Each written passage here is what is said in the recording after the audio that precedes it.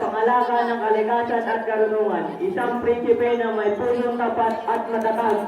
At ako ang diwata ng ganda at talino, isang prinsesa ng Adamya na nagdadala ng buhay at pag-asa.